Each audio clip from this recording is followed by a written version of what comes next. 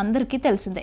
ఎంతో మంది చిక్కుడుకాయ కర్రీ తినడానికి ఇష్టపడుతూ ఉంటారు. ఇక పల్లెటూర్లకు వెళ్తే మార్కెట్లోకి వెళ్ళి చిక్కుడుకాయ తీసుకోవడం కాదు, ప్రతి ఇంటి ముందు కూడా ఒక చిక్కుడుకాయ చెట్టు ఉంటుంది. ఏకంగా ఇంటి ముందు పండించిన చిక్కుడుకాయను కూరగా వండుకొని తింటూ ఉంటారు. అయితే చిక్కుడుకాయలో ఎలాంటి పోషకాలు ఉంటాయన్నది మాత్రం చాలా మందికి తెలియదు. ఈ క్రమంలోనే చిక్కుడుకాయ తినడం వల్ల ఎన్నో రకాల అనారోగ్య సమస్యలు దూరమవుతాయి అంటూ చెబుతున్నారు నిపుణులు.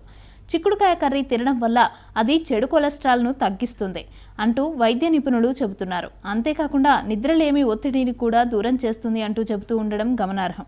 అయితే సాధారణంగా ఎంతో మంది మహిళలు రక్తహీనతతో బాధపడుతూ ఉంటారు. ఇక అలాంటి వారు క్రమం తప్పకుండా చిక్కుడుకాయ కర్రీ తినడం వల్ల ఇది ఒక మంచి ఔషధంగా పనిచేస్తుంది. అంతేకాకుండా జీర్ణక్రియను కూడా మెరుగుపరుస్తుంది. ఇక మెదడు పనితీరును కూడా చిక్కుడుకాయ మెరుగుపరుస్తుందట.